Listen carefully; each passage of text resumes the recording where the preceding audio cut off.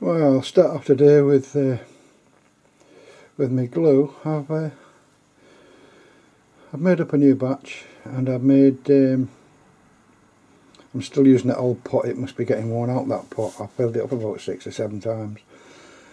I've been using corn flour instead of wheat. So I used 4 tablespoons of corn flour and a tablespoonful of sugar, and half a pint of cold water and a pint of hot water, and I mixed the corn flour with the cold water. It goes a bit lumpy, but when you pour it into the you take the hot water off the boil, the pint in the hot water, and then you pour it in, and it resolves itself and it comes out into a thick glutinous mass, which is ideal, which is what I want. So I'm going to try that and see if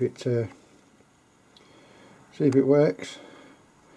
But it looks quite good at the moment, so I'm going to try it. I haven't tried it yet, so I'll let you know how I get on with that. I've used wheat flour, wheat paste, that works, but I haven't used corn flour, all corn flour.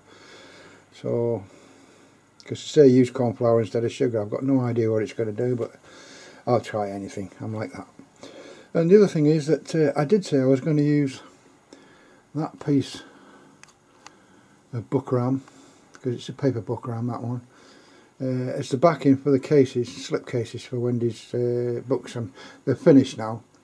And I didn't cover it in that. I didn't have enough, so I only had blue where I had enough all in one go to do 3 cases. So there they are, and they're all completed now. So I've got one book in its case there, in its slip case, and that one's I've got halfway in to show you what it sort of looks like. I'm trying to be a professional photographer here, no way. And then I've got one with you can see the insides. I haven't fully got the hang of turning these corners over for the ends. And what I have found, because I've got 2 different colours there of buckram, well, they're not buckram, they're Rexine actually. I keep saying buckram. These are actually Rexine. If the shape moulds like that, it's Rexine. And you pay more for Rexine, but I do like it because it moulds like leather, and I can't afford leather, so that's about as near as I can get. And there is a raised edge on these. There, just there. Because the yellow goes over the blue. And it's just raised up slightly, and it's just enough to knock those little end pieces off. So you've got to be very careful with that. And any loose edge, it will find it with them little edges, so I've got to start messing about with these. And it does say leave for about a week under semi-pressure to dry off, so I'm going to leave them for quite a while. And there's one of my finished books. I've got it open at the moment, but it's tending not to lie flat because it is brand new. I've had them closed up for a good few days now, and I've got a little bit of weights on them to keep them open. But she hasn't seen the finished products yet, so I'm hoping that she'll like them.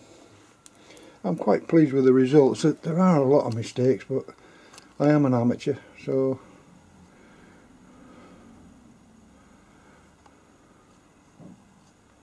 it opened up quite well anyway. There's no cracks or breaks. It didn't crackle, so I've got my glue base right on the back.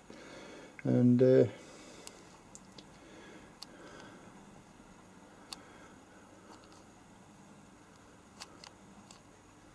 I put a little special edition. There we go. So for my daughter. Oh, let's hope she likes that. And there we go. The finished product. There it is. And all thanks to Sage Reynolds, because he's the one that influenced me to do these in the first place. So I'm very pleased with myself. As punch, as they say in Yorkshire. I'll see there.